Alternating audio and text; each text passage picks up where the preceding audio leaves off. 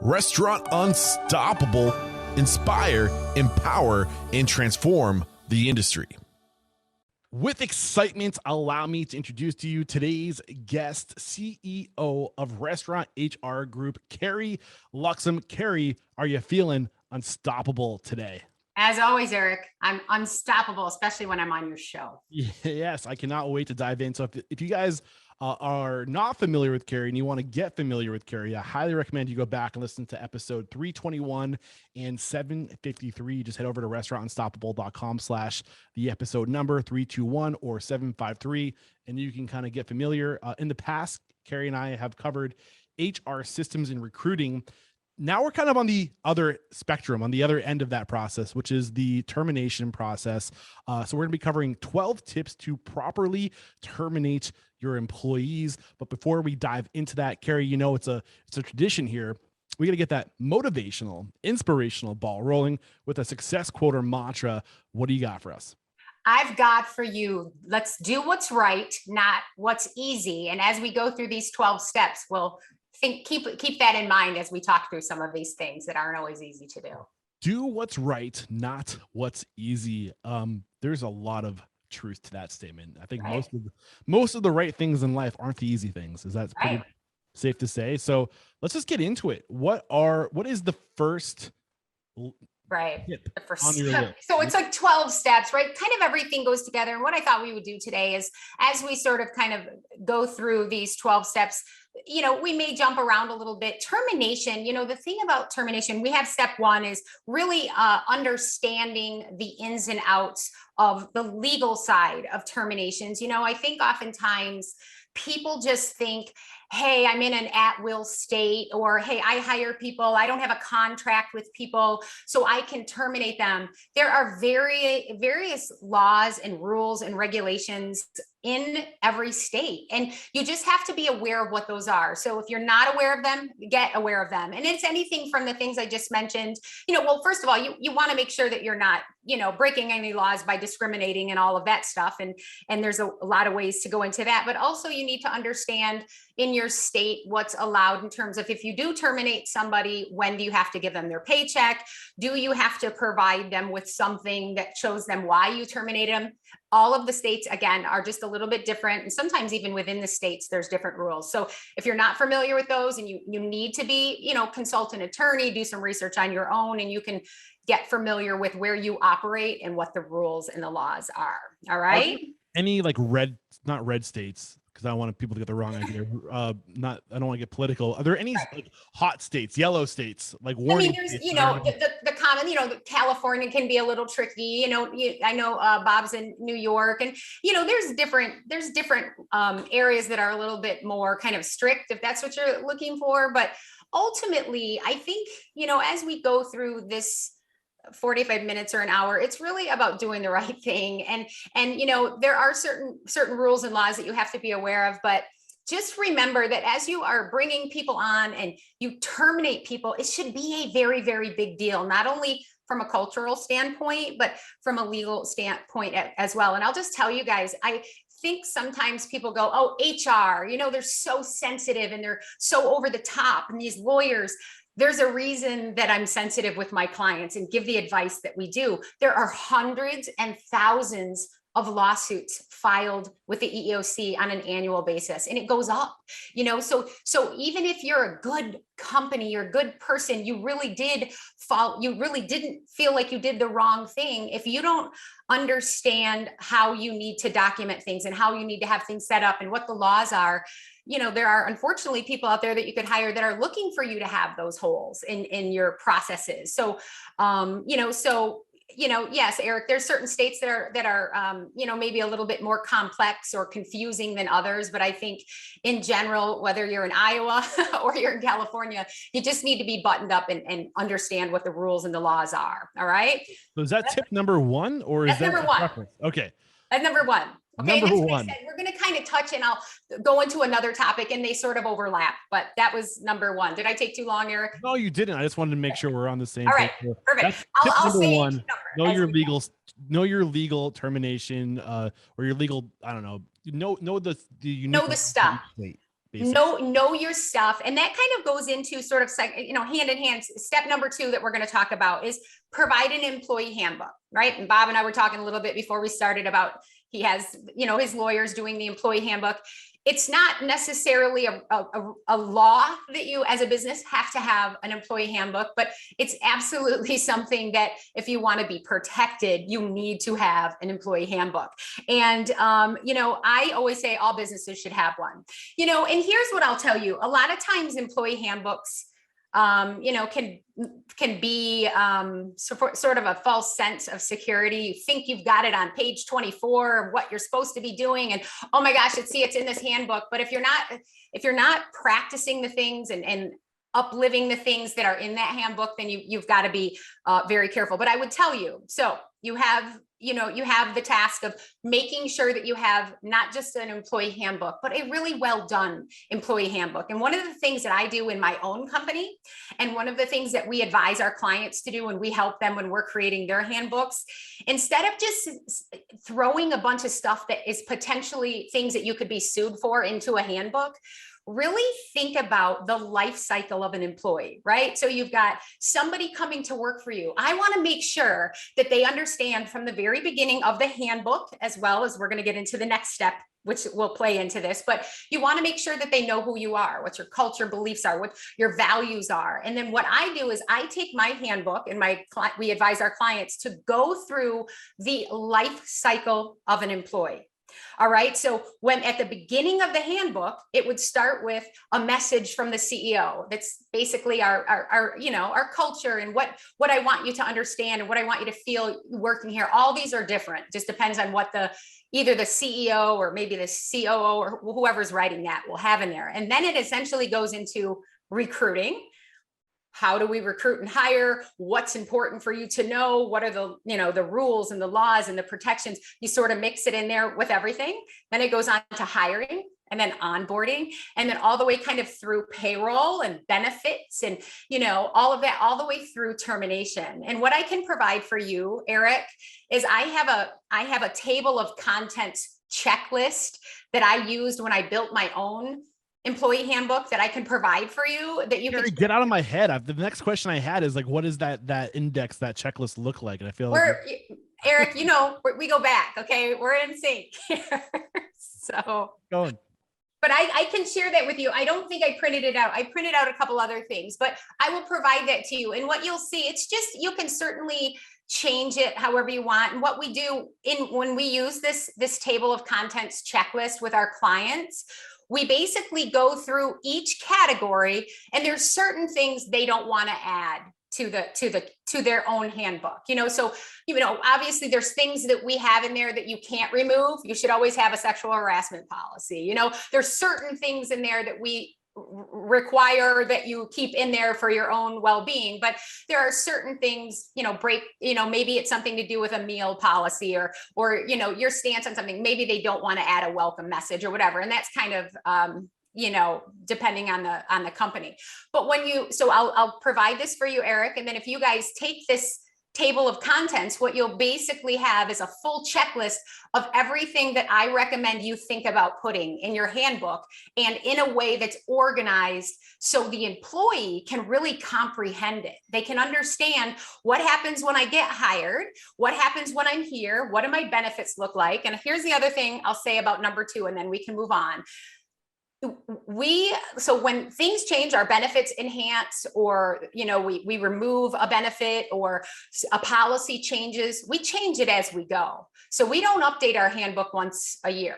We kind of update it, and we do have an attorney review it every year to make sure that we've covered all of our bases. But we use it. I actually call my handbook a playbook. I'm a playbook writer. I like to write playbooks, but we call it, Restaurant HR Group Employee Playbook. And I've even included links in it. So I link a video message from me, and this is done electronically. We have it available non-electronic too, which you could think about doing both of those ways for people. But basically we've created it to be kind of a working document. So often handbooks are just the dumping ground for a bunch of crap that nobody reads, you know? So I think if you make it a useful tool, it can help you not only culturally, but when it comes to terminations and legal issues and things like that. Yeah, All right. I love that idea of looking at your handbook as a dynamic, constantly changing living document, Mm-hmm. especially when it comes to protocol. Because I think a lot of times when people are thinking about protocol, they don't know. They're like, they can't think of all the things that could happen. But as things are happening, when the cucka does hit the fan and you're like, wow, that really stunk, I don't want that to happen again. That's your cue to, if this happens, then this happens. You know, Right. you're always adding on to throwing in those scenarios Right. of what happens if there's a fire, what happens if there's an Oh, emergency. And sometimes we can't predict everything, but when those things do absolutely. I happen, mean, and honestly, Erica, awesome. you know, the world changes, right? The world, the business, you know, COVID has changed a lot of things. So as things evolve and grow and change, so should your processes and your systems. And so if you think of this as a sort of living, breathing tool that you can use, you're going to update it. I mean, I spent 11 years as a director of HR with Potbelly Sandwich Works. I started there when there were 3 restaurants. I left when there were 225. We updated the handbook on a quarterly basis. Mhm. And it never stopped. You know, even when we stayed at 50 stores for a long time, you just have to constantly think about it. That's called business and life. You know, nothing is, even in training, nothing is like built and that's what it is forever and ever. So thinking about it like that. So Right. that rolls into number 3. You ready for number 3, Eric? The only constant is change. Right. Yes. That is very true. And I am ready for number 3. Hit us. Excellent. All right, so we've got 1, we talked about knowing your legal terminations. 2 is the handbook. Make sure that you have a well-done handbook. I'm going to provide the table of contents. And number 3 is really take the onboarding to heart. If you have this handbook done very well, it could sort of be your training template for your orientation and the beginning of your onboarding process. So when I hire somebody new, and you know, my husband is a restaurateur, he operates 24 Dunkin' Donuts, and we use a very similar handbook for his hourly employees and managers that they get, sort of similar to my playbook, and we use it in their onboarding and their orientation. And because it's filled with stuff that really matters to them, not just a 6 pages of legal jargon. You know, they're going to read it. They're going to understand that it's talking about bonuses or their money or their benefits or the career path and all that good stuff. So here's what I'll say: orientation, and especially now in the world that we're all understaffed, everybody's looking for people. This is sometimes thrown on the back burner, but the clients that I work with, the operators that I work with that take the time to build a great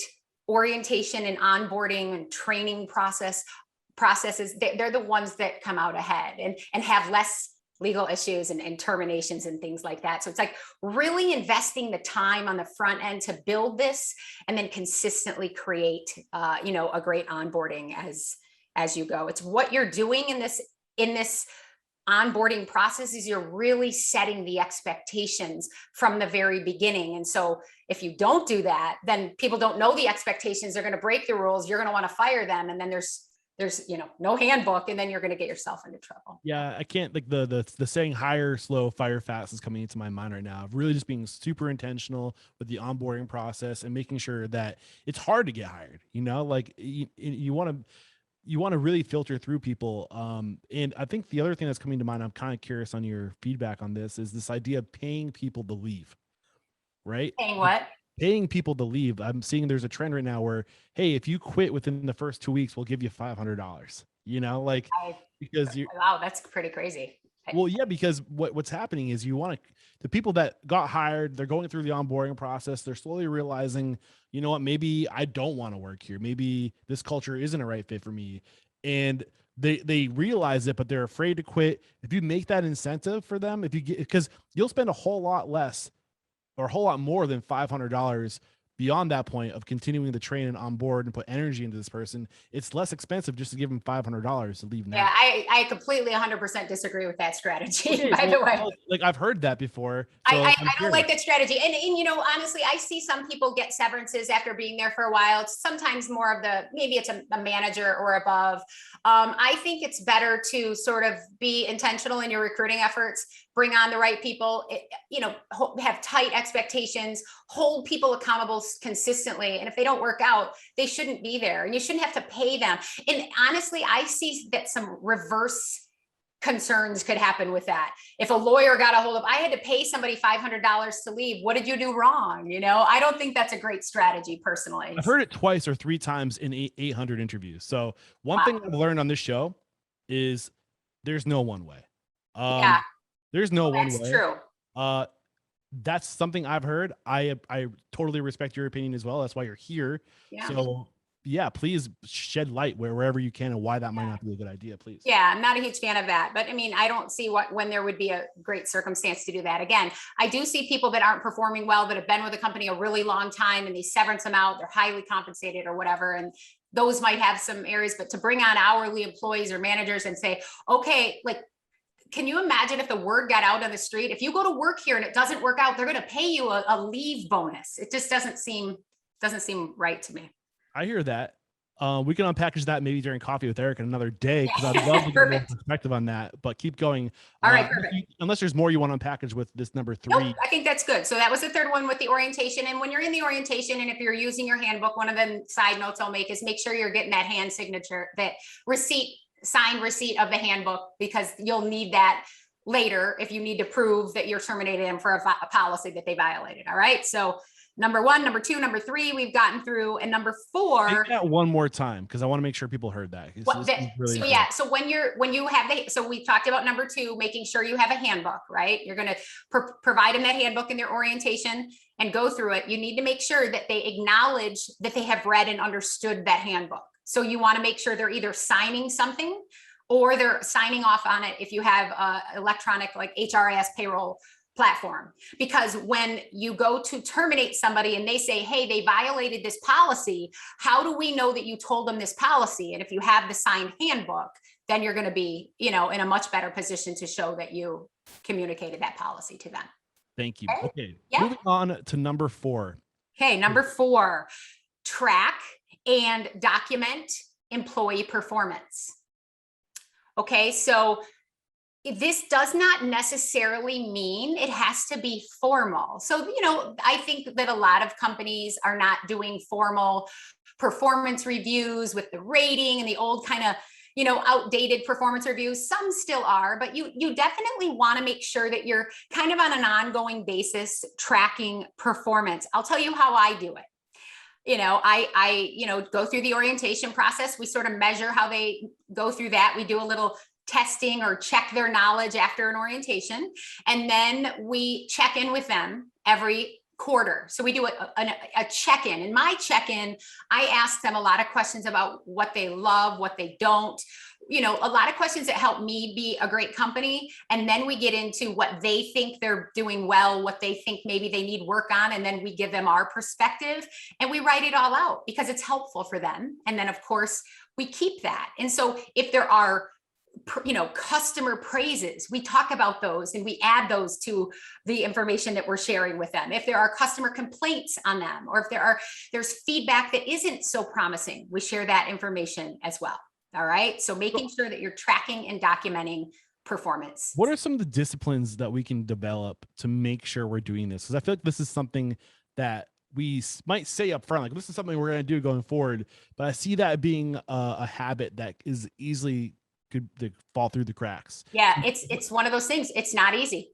It's not easy to be consistent here. And it's like anything. I feel like the best brands out there, they create systems and they consistently stick to them. It's tough. I'm a small company. I have 15 people.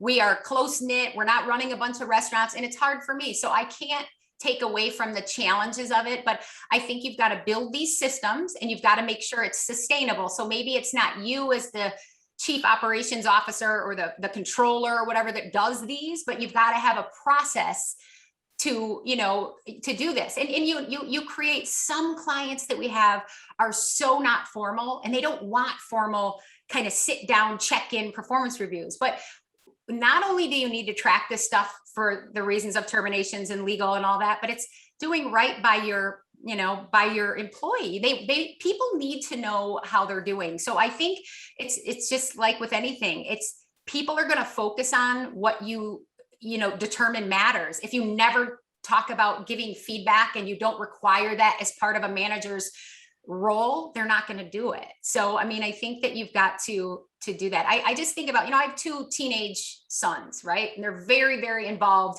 in sports, and they have some really amazing coaches and they have some that aren't as amazing coaches. The coaches that are really amazing are the ones that give them ongoing feedback, that sit down with them. They send emails with evaluations.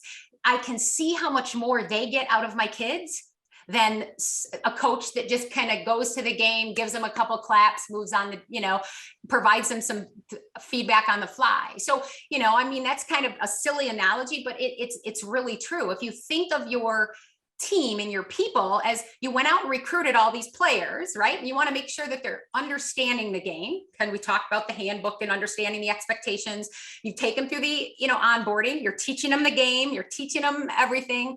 And now they need to play the game. They're coming to work every day, and you need to give them feedback on what they're doing great and what they're not. And so sometimes I think the non-formal feedback is so powerful. Not every single thing you do has to be really formal and sit down.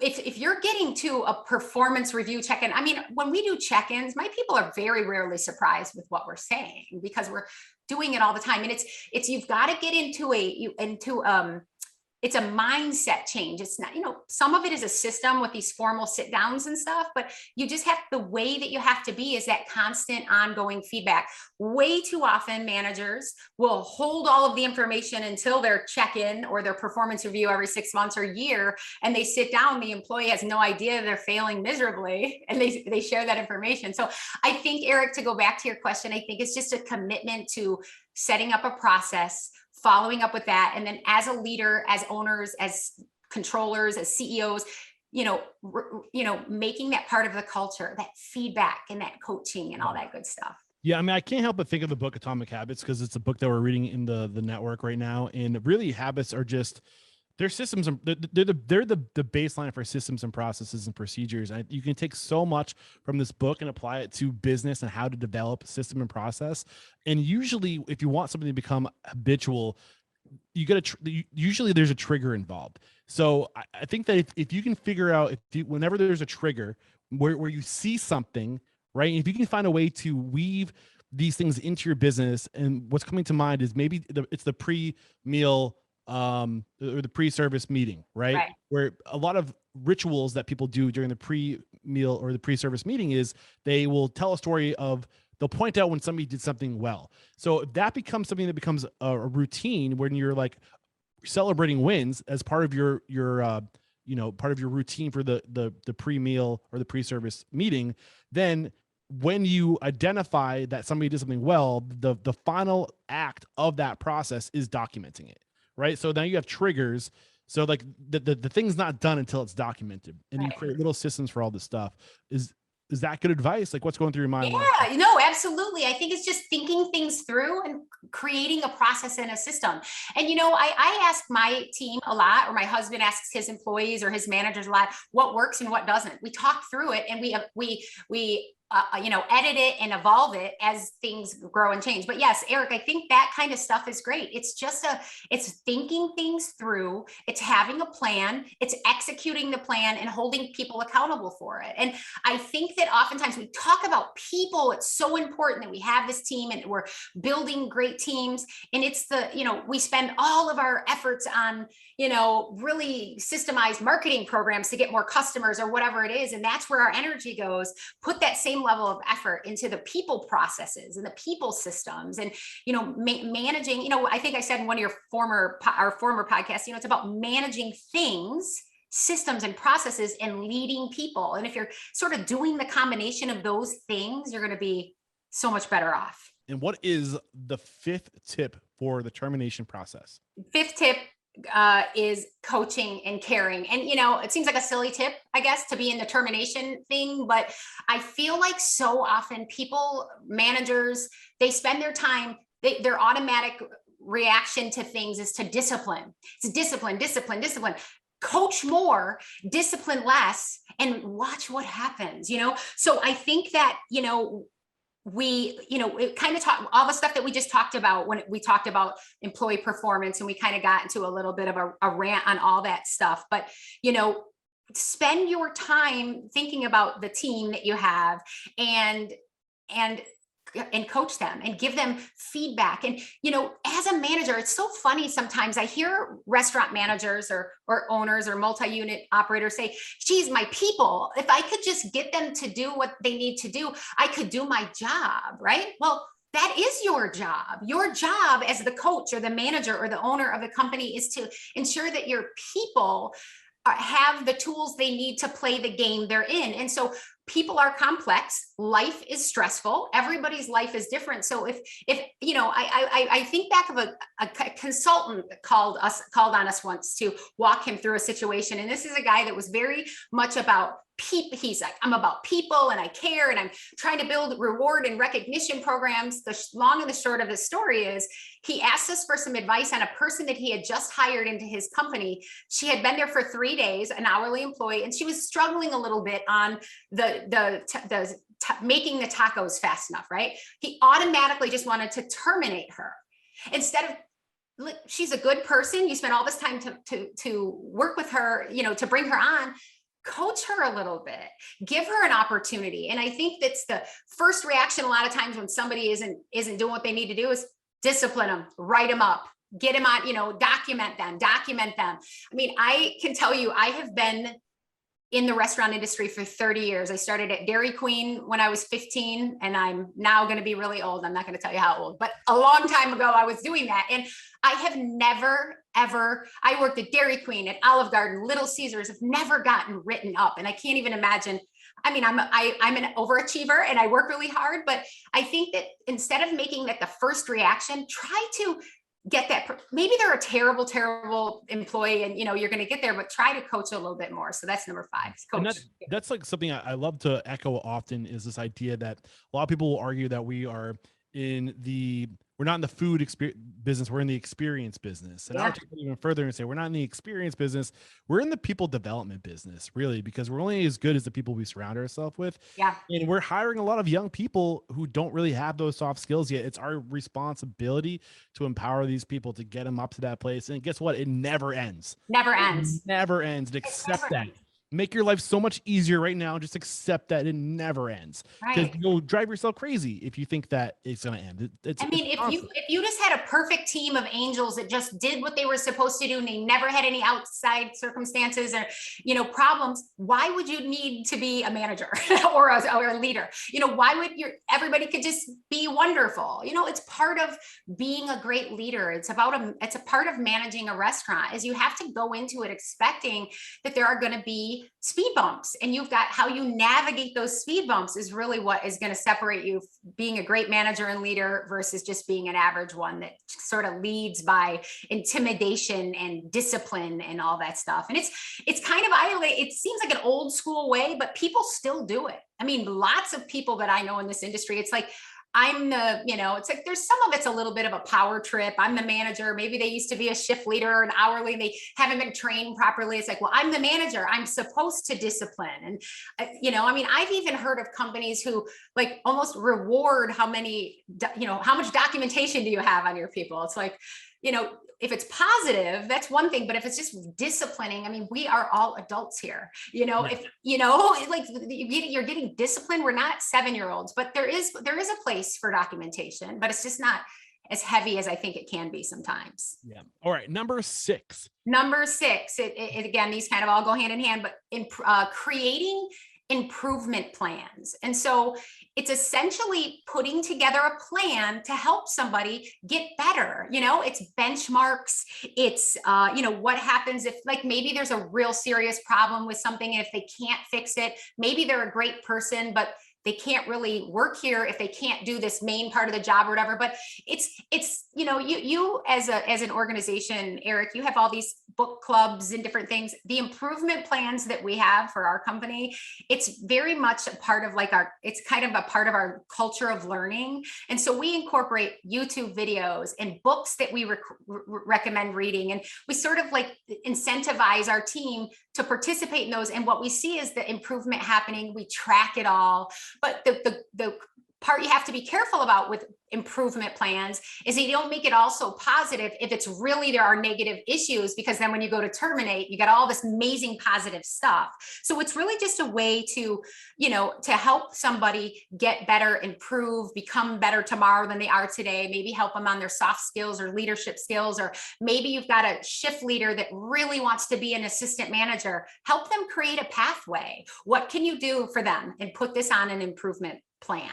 Yeah. And I'm curious, is this more, when you're saying improvement plan, are you thinking more of like a one-on-one basis, or is this more overall arc? No, it's a one-on-one. It's like it can be sort of set up kind of similar to what a performance review would look like. But, we have a little like Excel thing where we track the different trainings that they go through, and we know, where the people on our team fall short in certain areas, and we maybe accentuate that a little bit. And we incentivize people to learn and grow. We've had performance issues and different things. We'd add that and try to improve it. We benchmark the improvements they've made, and what happens if they aren't able to make that improvement. Maybe they aren't going to take the path that they thought they wanted to take, or whatever it is. Again, it's just all about having a system. And a lot of this stuff, it isn't so black and white, right? Every single person is unique and different, and their learning styles are different. We add a lot of stuff in there. We talk a lot at the onboarding side of things with my company. And how do you learn well? Is it you hands-on, you jump in, do you like to watch videos? Are you learning from podcasts? Are you reader? Or is it a combination of everything? And then we kind of incorporate all of that into these improvement plans. So what is the difference between a performance plan and a performance review? A performance review is a little bit more on what you have done, and basing, it's more of a, performance, looking at your performance. Maybe there's a little bit more constructive stuff in there. An improvement plan is more of a map to get you where you're going. It's more of a guide and a way. I have somebody that's an HR generalist and they want to be an HR manager. Okay, here's how you've been performing. That's on your performance review. We don't do performance reviews here, but that's what would be on your performance review. On your improvement plan, or on, there's other terms for it, but I'm going to include stuff to help that person get to where they're going to get certified. And we put that, and then we map it out. And it's more of like trying to get them to where they're going. And in the case of restaurants, sometimes an improvement plan, maybe somebody's at your restaurant and they're trying to, they don't really want to be a lifelong restaurateur. You want to keep them there for a couple of years. Is there something that you can teach them while they're working there that will help them in their, biology degree or something? And, some of the, soft skills or whatever it may be. So the thing about improvement plans and performance reviews, it's a lot of work, Eric. An improvement plan, and again, I'm a smaller company, and we take the time, and we spend a lot of time coaching. And there are ways to do like a check-in. So like if you have managers that are doing check-ins with hourly employees, maybe you have 20 employees in your restaurant, there's a way to incorporate some of this. Here's some things, here's your strengths and your weaknesses. It doesn't have to be a completely separate and formal thing, but here are some things that you can do to improve your interaction with customers. Or here are some things that you can do to be more confident when you're speaking in front of your coworkers, or whatever it may be. So I think this is a very like subtle way to also start the documenting process without being like, hey, you're doing a bad job. Like, it's like, hey, you're doing good, but you could be doing we're expecting you to do better. Like, here's the expectation. And it's a kind of, it's more, I don't know, it's more approachable, I guess, than like it's just kind of a way to kind of mask that documentation process. Is that the wrong way to look at it? No, it's not. There is really no wrong way, but I do like the way you're thinking, because it's not saying here's a corrective action form. You notice I separated those, Eric. Yeah. It's not like, hey, I'm disciplining you, but you could be honest. But then again, that is what I was saying earlier. It's really risk. If your improvement plans are meant to be sort of like positive and we're going to, help you grow, but you have to be honest if there are things they're falling short with if they're not fixed, that are going to cause them issues on staying or getting promoted or whatever they may be. And I think this is why it's so important to have standards, because when you have standards, you can correct the process, not the person, because you can say, this is the standard, this is the expectation, here's where you are. Clearly, we all can see that you're below the expectation as far as your performance. When you're looking, we have so many tools today to track this stuff too. Right. Especially like in our POS of like, sales performance and stuff like that. There's like so many tools at our disposal to track this information. So you can correct the process, not the person. Right. Yep. So On to number 7, initiate corrective action. So this is really more of the write-up, and I'd be happy to share this with you too, Eric. There's a lot of different examples of corrective action records. This to me should be kind of a last resort effort. You've coached, you've guided, and every single situation is different. If you have a terrible employee in the first 4 days, you're not going to necessarily go through the same progressive discipline that you would with somebody who's around for 5 years. But a corrective action form is really when you have given it a lot of effort to help them be successful. You've coached, you've guided, you've done maybe performance reviews, and you're not seeing any improvement, or maybe, you're starting to see that they've started to become very toxic, or you fill one of these out when it's something that's kind of more severe one time, so you just have to kind of look at it. And what this corrective action does is it really outlines the facts, the violation that they, the policy they violated, or the situation that happened. It gives them, what exactly is the problem that's happened, and what is going to happen, how do they fix it, and what happens if they don't? Are they going to be terminated? This is really where, when you're fighting unemployment, or you have lawsuits or whatever, this is really good. The way we have this set up is a really good way to show that we have given this person the information that they, the problems, and we've told them what was going to happen if it didn't stop, and it didn't stop. But with that being said, you can't, sometimes people will go and make these, like, write 4 of them in 3 days and think that because they have 4 of these, and it all has to make sense. If you think about, if you're going to terminate somebody and there's a chance that you're going to be sued for some sort of a discriminatory offense or something, you have to step back and look at it like an outsider would, like, how does this look? And even if you weren't ill-intended, did you not really set them up for success? Did you not provide them with what you need? Or did you give them all that stuff that you told them? So often I hear, we told them 100 times that they would be fired if this happened, but they never wrote it down and they never documented it. So that's as good as it didn't happen, right? Or if you wrote something down but it doesn't seem reasonable, and you still fired the person 2 days after you found out they were pregnant, and now all of a sudden you've got a document saying, we don't like her attitude, and that's against our customer violation policy, so we're going to fire her, and we wrote her up for it. So you just got to be cautious. But these are all just tools. So I will share this with you as well, Eric, the corrective. Thank you so much. I am curious, what is the key difference between an improvement plan and a corrective, initiating a corrective action? Improvement plan is helping them improve in terms of, like, setting goals, different things to learn, add books in there. Corrective action is a discipline, is more of a discipline. Yeah. I have given you, we have coached you, we have tried to help you. It's sort of like, I like to say, shouldn't be a first reaction. This should be, we've done everything that we can. Now you need to understand, when I give this to you, Eric, it's serious. Mm-hmm. This is serious. We have a problem, and we have tried to fix it. You are late every single Thursday and Friday. We have talked to you. So now you understand, this is written down.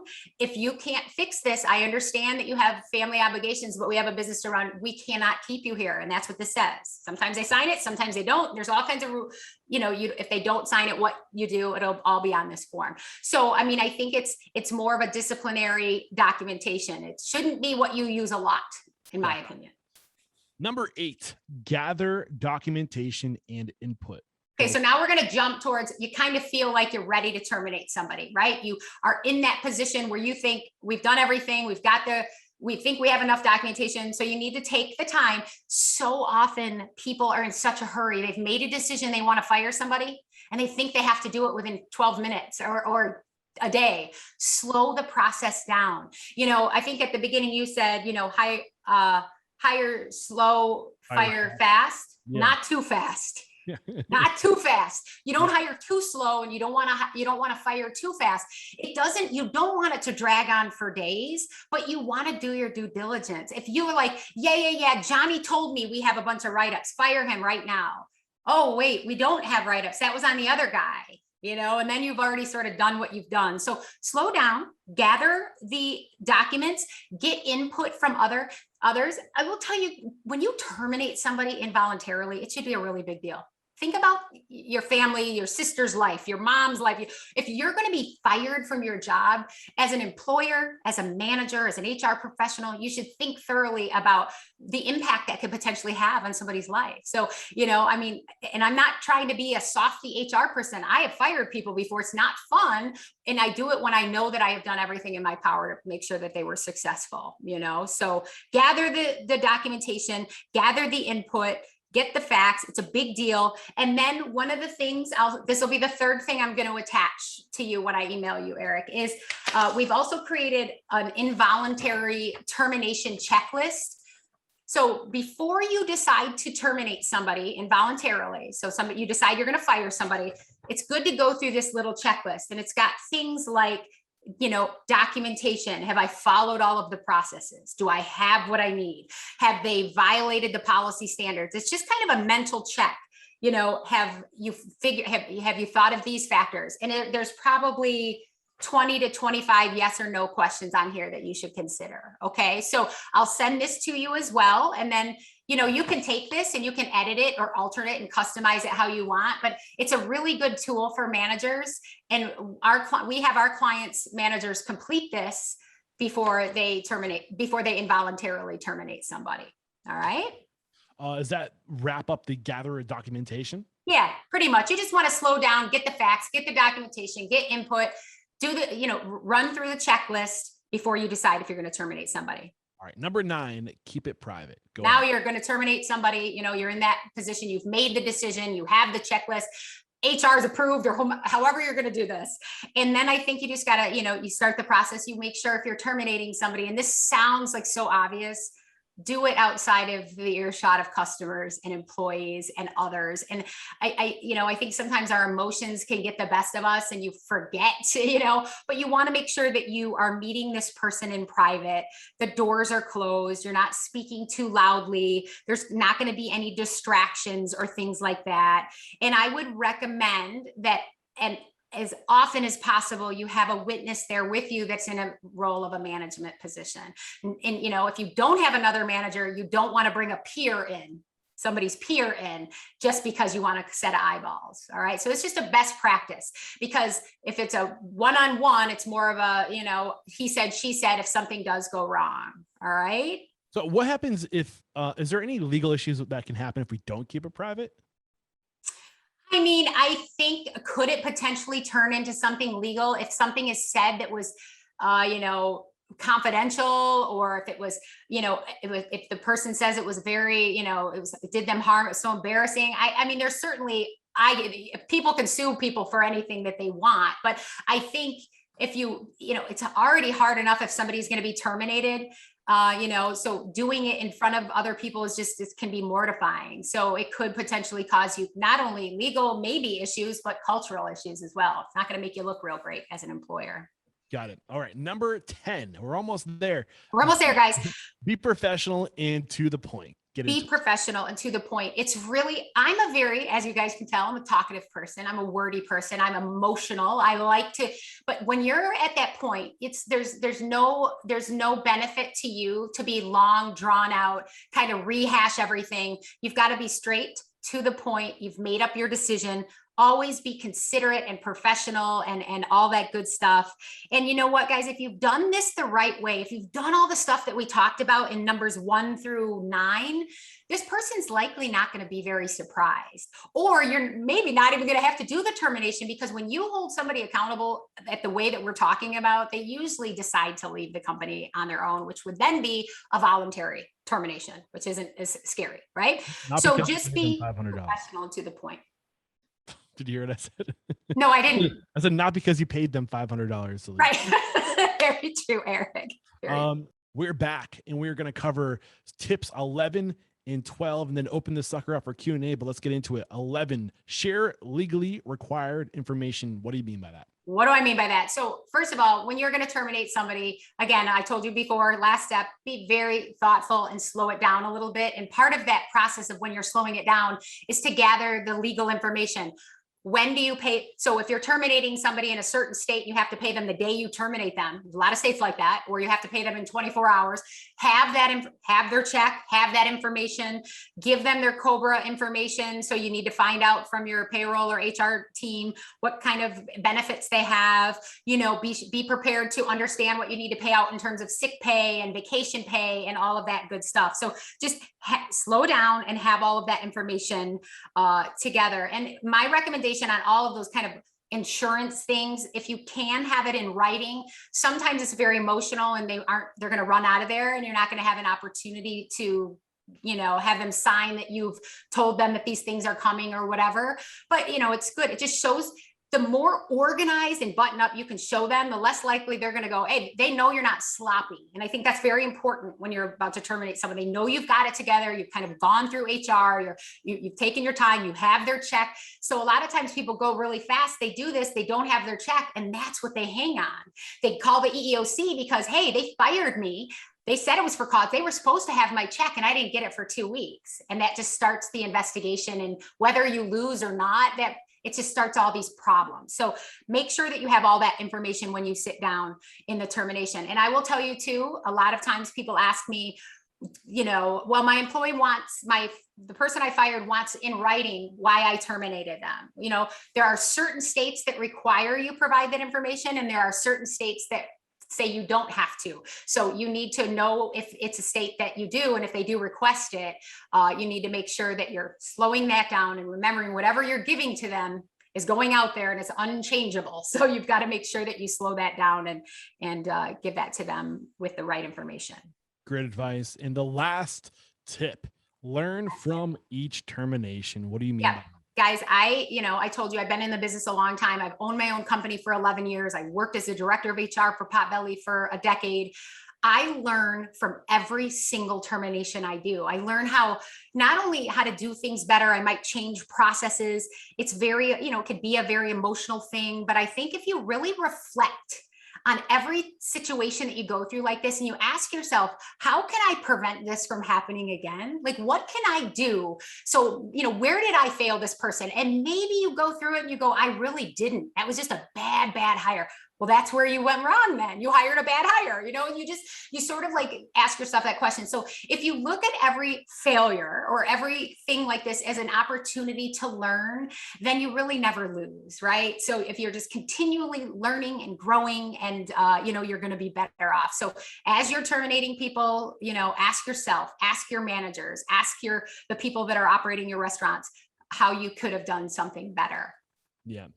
Just that exit interview. Or is that something you wouldn't ask the person that's terminating? Would you ask the person you're terminating what you could have done better?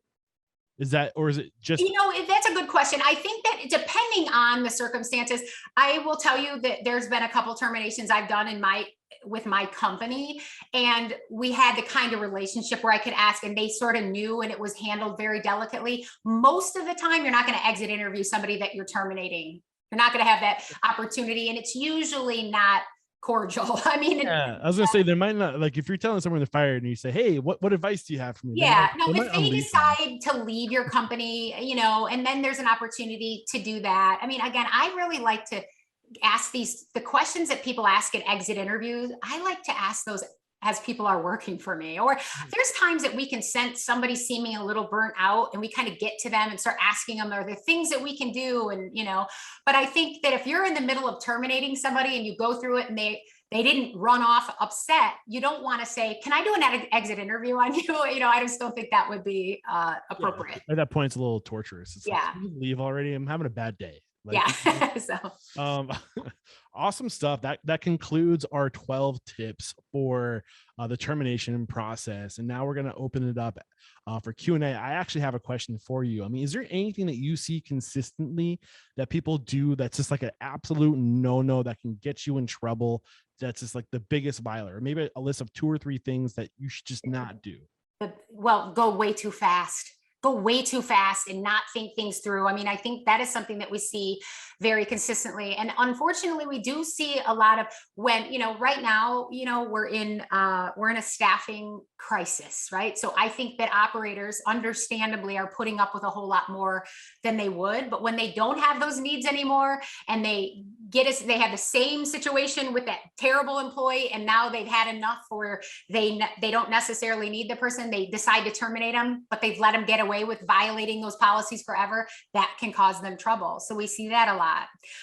Or when it becomes like sort of inconvenient for an operator and they figure out, so building a case against, like, unfortunately, I mean, we've seen this a number of times where somebody will just, they'll find out that somebody on their team is having a baby, and they were supposed to be my manager. Now they're going to be off for 3. They haven't really been doing that great of a job, and they try to start to build a case against their performance so they don't have to bring them back or whatever. That doesn't happen a ton, but I think those kind of things happen. That whole like mentality of, I'll put up with it when I'm really in need, but when I'm not, I'm going to do everything to get them out really fast. And this is going to cause you issues. Yeah, I think the biggest lesson, one of the big takeaways for me, and just overall when it comes to termination, is setting the expectation from day one of literally just what's expected. Like, and the more you can document, the more you can put on that in that handbook of this is what we expect from you. Do you agree or disagree? Sign here. The more you're protecting yourself later down the road, especially when it comes to protocol and like when it comes to things like uniform and cleanliness and all those things that you have. Like, those are usually some of the big offenders. Correct me if I'm wrong, right? Yeah, no, that definitely happens. I mean, I think, Eric, ultimately everybody should hear on this call that it is this whole thing, like building teams, building a strong culture, having the right people. It's super hard. It is hard for everybody, but I think the ones that are committed to doing what they need to do to build really simple systems that employees can do their job, and they really lead by making emotional connections with their people. They're honest, they're open, they give the great positive feedback, but they also are comfortable with giving that day-to-day constructive feedback. That's another one thing I see, that people don't want to hit things head on, and then it causes them issues later because people are surprised that they're not doing well. So I think if you're confident enough to tell people the truth, like, you're not doing a great job, what's going on, for some reason, I mean, I see this with owners, multi-unit operators, executives. It's just, people are nice people and they don't want to hurt people's feelings. They want to give them the benefit of the doubt. But the more sort of like direct, if you think about, if you're inspired by a sports coach or somebody in your past, maybe a college professor that was just super caring, but really honest, that's what I think most people need and want. And there's this idea that people are not capable of getting hard feedback. But I think if you build these simple systems, if you lead, if people know you care about them, they know you appreciate them, you're not afraid to give them the reality, the truth on an ongoing basis, not just in the comfort of an office with a performance review, but all the time, you're not going to have as many problems and terminations and lawsuits and unemployment and all that good stuff. Yeah, I think it goes back to, just like I was saying, when you have the protocol and the standards, like here are like the operational standards, and also when you have system and process, when you have all these things written down and documented, it's easier to correct the process, not the person. You can point to something, you can point to the expectation and say, this is what we expect, this is where you are. And it's not about correcting the person as much as it's about correcting the process. And when you can take it and not put it on the person, I think it just makes it that much easier, you know? But anyway, I think this was an amazing conversation. Thank you so much. Very enlightening. If there is one hand up, Bob, I see you. Go ahead and unmute your mic. Ask your question. I just wanted to bring up a condition that you may have run into. Okay. In certain states, they go through the formality of requesting copies of driver's licenses for potential hires so that they can run a background check on the individual. And the reason why they do it is because of the possibility of a workman's comp issue. Yeah. Have you run into that? I have heard of similar things, and that's against the law, as you probably know. You're not supposed to do that.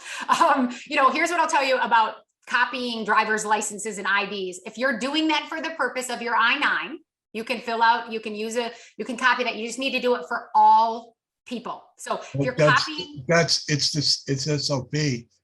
Yeah, And but to take someone's driver's license and do it, first of all, you need consent to do a background check, and you need to do a background check after you hire them.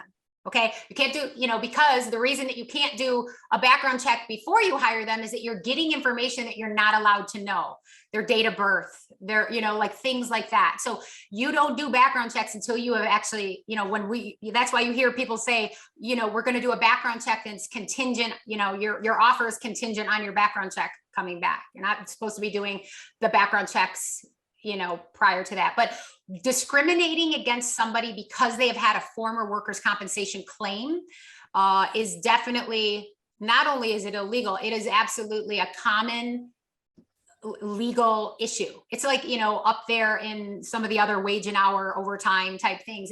If you're an employer that is trying to find that information out and then discriminating against people for that can definitely cause you issues. And I think sometimes people do it not trying to be malicious, or like, I can't afford, or maybe this isn't a great person.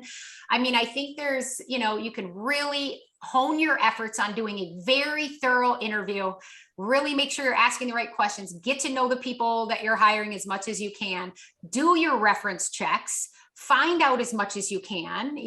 People, I know some people don't think they can get a lot out of reference checks. I get a ton of information out of reference checks. It's all about how you pose it. Maybe we need to do a workshop on that, Eric, on how to really effectively get put on the calendar 3 months from today. Yeah. So Carrie, yes. How do you avoid the condition of, and I'm not saying there's a lot of them out there, but there are professional workman comp kind of scam guys that go from company to company and create a condition. How do you avoid that? What do you mean? What do you mean? There's a lot of bad, there's like, you mean there's owners that do this? No. There are individuals that go from company to company. Oh, I see what you're saying. That there's employees. I mean, the truth is you're absolutely right. And there's people out there, Bob, that go, all right, I'm going to check out this company. They seem to be growing really fast. Maybe it's workers' comp, or maybe they go, I know they're going to ask me. I see on their website, they ask me a question about if I'm a criminal or not. And I know they're not supposed to ask that question. So I'm going to go work there and then I'm going to sue them. There are bad people in the world. And so what the only thing that we can control is to have our systems and processes buttoned up. I am an HR professional. Obviously come on to workshops like this and I talk about this all day long. I've had attempts in my own company. It's just the problem is there are people that are desperate for money, or they're gonna do things that I certainly wouldn't do. They wouldn't be in line with my values, but you almost have to prepare for that. I mean, there's people that rob restaurants. There's people that come to work for you that are going to try to scam you. There are scammers all over the world. I mean, there's just, so I think, how do you address that? I mean, you can't ask the question, have you had a workers' comp claim? By the way, if that person is going to scam you for it, they're not going to be honest with that question anyway. Well, you might find something on a background check. You might not either. You don't know, but but who knows? That person might have had a very legitimate issue. So I think what you have to spend your energy on is trying to have really, really great systems, have a really thorough interview process, make sure that your standards are high with who you're bringing on. How long do they stay at companies? What are some red flags in their application? There's a lot of things that you can learn about somebody before they come to work for you. Carrie, thank you so much. Thank you for the question, Bob. And thank you for everybody who joined us today. Before we say goodbye, just a quick reminder, you do have 3 documents that you are going to be sharing with the network. What are those one more time? Okay, we have the involuntary termination checklist. 1. The corrective action record. 2. And then I'm going to share the employee handbook table of contents checklist. This is basically the headings of everything that you should put in your employee handbook. 3. And if you want access to those documents, be sure to join Restaurant Unstoppable Network. Just head over to restaurantunstoppablenetwork.com or shoot me an email. I'll give you a link for a 30-day trial if you want to come test it out and get those documents, we'll let you in. And how can we connect with you, Carrie? If we have any questions, or maybe we want to work with you, what's the best way to connect? Well, you could go through my website is carrieluxem.com. My company website is restauranthrgroup.com. I'm on LinkedIn, not as actively as I used to be, but I'm still on LinkedIn. Yeah, so. And then also, Eric, I'm going to pop in another 5 or so books. If you want to give an incentive for these guys to, you can give them a copy of my book, but I'll send you some more copies of my book since That's you have right. it. And that's the HR playbook, correct? Yes. Beautiful. You guys heard it. What are you waiting for? Make it happen. And this is episode 830. Head over to restaurantunstoppable.com/830 for the summary of today's discussion. We'll also have a link in the show notes for you guys to jump over to the network and grab those assets. Carrie, thank you so much. Thank you. It was really great being on your show again. The pleasure is always mine. There is no questioning. You are unstoppable. Awesome. Cheers.